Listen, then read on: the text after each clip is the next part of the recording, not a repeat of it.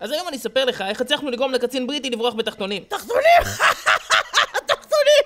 אף פעם לא הבנתי אם כל כך מצחיק אותך בהלבשה תחתונה. זה אפילו לא גס. תחתונים, חזייה. מה מצחיק בתחתונים וחזייה? אתה גרב. גרב. זה לא מצחיק אותך? אני גרב? Hello darkness my old friend. ערכים מוויקיפדיה מומחזים על ידי גרביים. ערכים מוויקיפדיה מומחזים על ידי גרביים. טוב, אז היום אני אספר לך על ליל ההלקאות. אז אני עשוי מבד. ובעצם כל החיים שלי. טוב. בכל מקרה, השנה היא 1946, ימי המנדט הבריטי, מנחם בגין ומפקד האצ"ל. ב-46 בגין חי בתל אביב בדירת מסתור במסווה של אברך.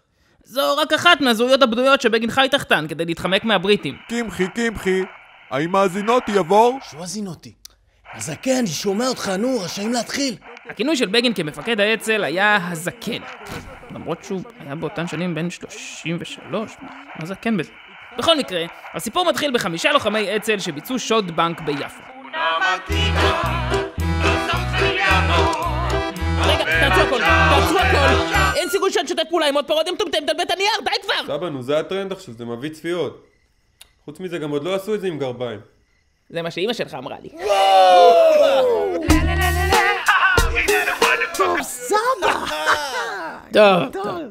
בכל מקרה, הלוחמים קצת התעכבו בפעולה, ובחוץ התאפלו עליהם המון ערבים והם נעצרו על ידי הבריטים. עד כאן הכל יחסית רגיל.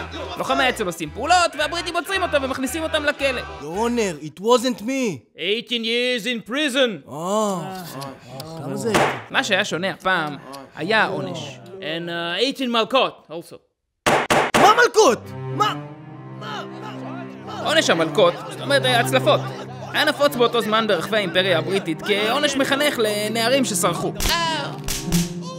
אולם, זו הייתה הפעם הראשונה שלוחם אצ"ל קיבל עונש כה משפיל. שומע, הזקן, הלו, הזקן. אני בן 33, דבר חייל. קמחי קיבל 18 שנה בפנים. נו, בסדר. ו18 מלקות. מלכות? לבגין היו זיכרונות מרים בקשר לעונש המלקות. בגיל 7 צפה בהלקאות פומביות של יהודים בעירו בריסק. עם קבלת ידיעת העונש, הוציא בגין הודעה רשמית. חייל שנפל בשבי האויב, נידון על ידי בית דין של צבא הכיבוש הבריטי למלקות. אנו מזהירים את ממשלת הדיכוי מפני הוצאה לפועל של עונש משפיל זה. אם הוא יוצא אל הפועל, יוטל אותו עונש על קציני הצבא הבריטי. כל אחד מהם יולקה בחזרה 18 פעמים. ביום שבת, 28 בדצמבר 1946, הולקה בנימין קמחי 18 פעמים בשוט.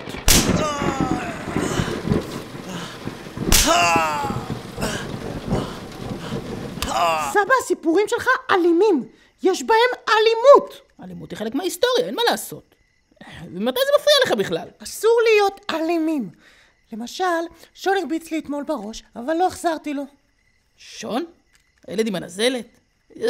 למה לא החזרת לו? כי אסור להשתמש באלימות, וצריך לדבר, ואמרתי לו שזה לא נעים לי. ומה הוא ענה לך? הוא ירק עליי. כמה נוזלי גוף יש לילד הזה? טוב, איפה היינו? אז הצליפו בקמחי, והאצ"ל רצו להגיב על ההשפלה הקשה. ערב למחרת הלקאות קמחי, יצאו לפעולה חוליות לוחמי האצ"ל כדי לתפוס בעלי דרגה בריטים ולהוכיח להם כי גם לשוד שני קצוות. מי מקלף קלמנטינה באוטו סגור? מה נסגר? שקט! הנה בריטי! באותו הערב התפרסו הכוחות לשלושה מוקדים במקביל: תל אביב, ראשון לציון ונתניה. הלוחמים התנפלו על חיילים בריטים ונקמו בהם על הלקאות חברם לארגון. בנתניה, הלוחמים לקחו את העניינים קצת יותר רחוק. You know why you are here? Who are you? Shut up and take your clothes off! רק לוזיס, אמרנו 18 מלכות. לא בלי בגדים? Now what? בנוסף להשפלת ההלקאות, הם גם השאירו את הקצין הבריטי בתחתונים. תחתונים! כן, תחתונים. הבריטים הבינו שמשהו קורה, ובאותו הלילה קראו לכל החיילים שלהם לא להסתובב ברחובות. אתה מבין בכלל את גודל ההשפלה? פעולת ההלקאות יצרה זעזוע בכל רחבי בריטניה. בפריז פורסמה באחד העיתונים קריקטורה שבה נראה חייל בריטי המגן בכובע הפלדה שלו על הכוזו. בתולדות האימפריה הבריטית לא הייתה פגיעה כזאת במשך מאות שנים. בתולדות ישראל לא הייתה תגובה כזאת במשך 2000 שנה. בסופו של דבר, בגלל ליל ההלקאות של האצ"ל, שונה החוק הבריטי ובוטל עונש ההלקאות בישראל. אתה מבין? זה עבד. אמנם צ'רצ'יל התעצבן מאוד על ההתקפלות הבריטית. אבל זה לא ממש עזר לו. אז הייתי צריך להרביץ לשון בחזרה עם שוט? מה אתה חושב? מצד אחד, האצ"ל הם אלימים. ומצד שני, הצליחו בזכות האלימות לשנות דברים. אז מחר אני הולך להוריד לשון את הבגדים ולהצליף פה. וואו. בכל מקרה, רק שתדע שבסוף בגלל כל הסיפור הזה, הבריטים התחילו לשלוט ביד הרבה יותר קשה. אז אולי הפסיקו עם המלכות, אבל התחילו יותר עונשי מוות. מוות? סיפור יפה, נכון? יופי, לילה טוב.